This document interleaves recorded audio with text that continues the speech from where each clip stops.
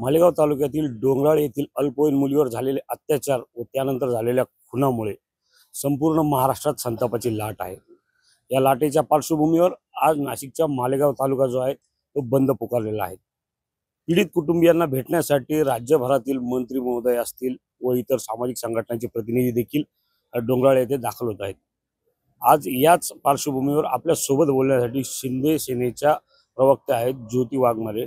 काय सांगाल, आज आपण डोंगराळ येथील पीडित कुटुंबियांची भेट घेणार आहात, काय भावना आहे? हो, मी पीडित कुटुंबियाला भेट द्यायला जाणार आहे दादा, पण काय सांगू, कुठले शब्द आणू की मला त्या आईचं सांत्वन करता येईल? मला सांगा ना, कुठल्या शब्दामध्ये मी त्या आईला धीर देऊ? 3 वर्षाची चिमुरडी ज्या आईने 9 महिने पोटात सांभाळलेली असेल, तिला यातना सोसून जन्म दिला असेल, तिचे लाड काऊज पुरवले असतील, तिने भातुकलीचा खेळ खेळला असेल, त्या मुलीचा एक व्हिडिओ सुद्धा व्हायरल होतोय।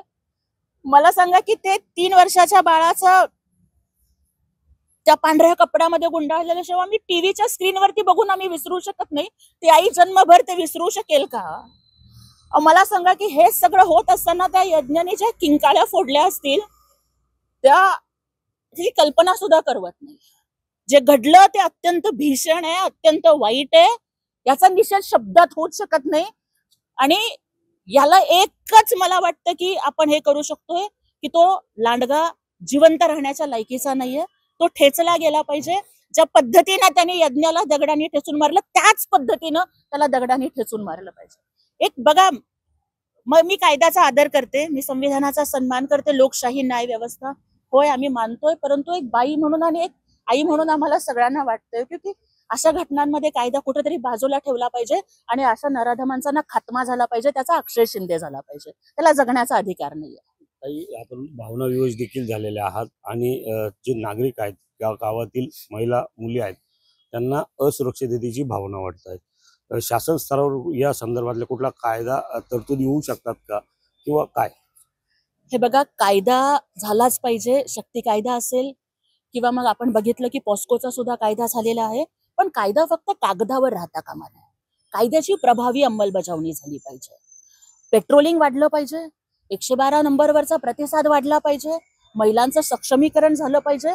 आणि त्याचबरोबर ना, मला सगळ्यांना म्हणजे मला आज हिंदू हृदय सम्राट बाळासाहेब ठाकरेंची आठवण होते की ते म्हणायचे की महिलांनी फिरताना पर्समध्ये पावडरची डबी नाही तर चटणीची पुडी घेऊन फिरा, हे हिंदू हृदय सम्राट बाळासाहेब ठाकरे म्हणायचे।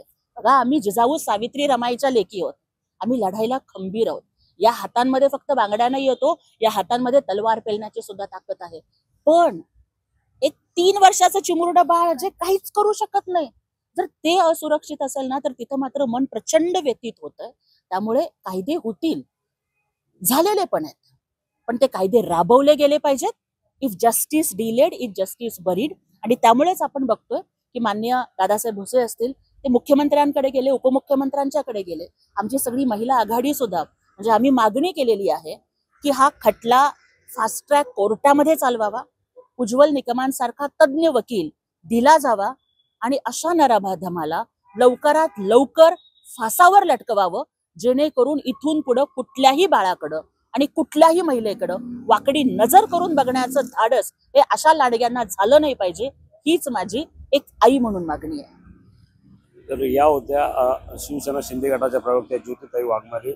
एक आई म्हणून माझी ही भावना आहे, हा खटला जो आहे हा फास्ट ट्रॅक कोर्टात चालावा, आरोपीला फाशीची सजा मिळावी अशी मागणी ज्योती वाघमारे यांनी या ठिकाणी केलेली आहे। संदीप जेजूरकर, एबीपी माझा, मालेगाव, नाशिक। एबीपी माझा, उघडा डोळे बघा नीट।